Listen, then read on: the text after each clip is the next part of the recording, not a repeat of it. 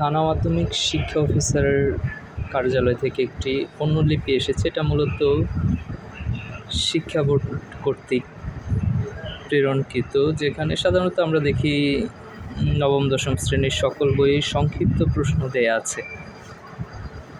তো হিসাব বিজ্ঞান বইটাতে যে সংক্ষিপ্ত প্রশ্নগুলো নেই সে সম্পর্কিত এই নোটিশ। এখানে নবম দশম শ্রেণীর প্রত্যেকটা চ্যাপ্টারের জন্য সংক্ষিপ্ত প্রশ্ন উল্লেখ করা আছে এবং সংক্ষিপ্ত প্রশ্নের প্যাটার্ন কেমন হবে তার জন্য কিছু নমুনা প্রশ্ন দেয়া আছে। প্রত্যেক চ্যাপ্টার ওয়াইজই দেয়া আছে। আর আমরা জানি যে 2026 সাল থেকে পরীক্ষার ধরন চেঞ্জ হবে, কোশ্চেন প্যাটার্ন চেঞ্জ হবে। তো আগে আমরা দেখতাম যে 2টা আর্থিক বিবরণীর সৃজনশীল আসতো এবং আমাদের নবম দশম শ্রেণীর হিসাব বিজ্ঞান মূল বই এবং গাইডে সেই অনুযায়ী দেয়া আছে, কিন্তু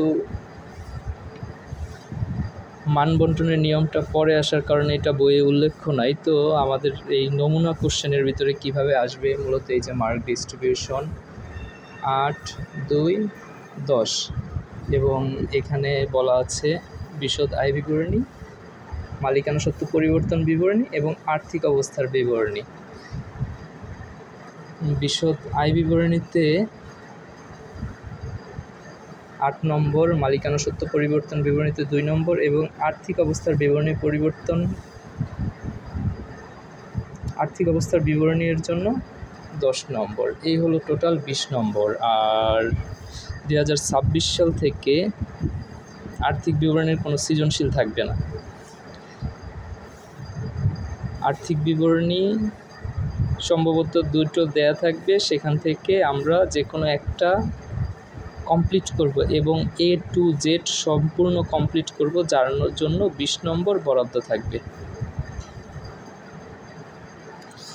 আর এইখানে ওইরকম নতুন কোনো নির্দেশনা নাই, জাস্ট আর্থিক বিবরণীর যেই নতুন বিষয়টা সেটা সম্পর্কে উল্লেখ আছে এবং সংক্ষিপ্ত প্রশ্ন যেগুলো মূল বইয়ে দেয়া নেই ওইগুলো এখানে দিয়ে দেওয়া হয়েছে শিক্ষক এবং শিক্ষার্থীদের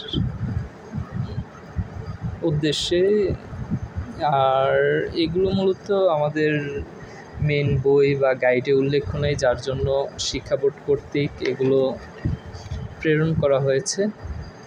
ধন্যবাদ সবাইকে।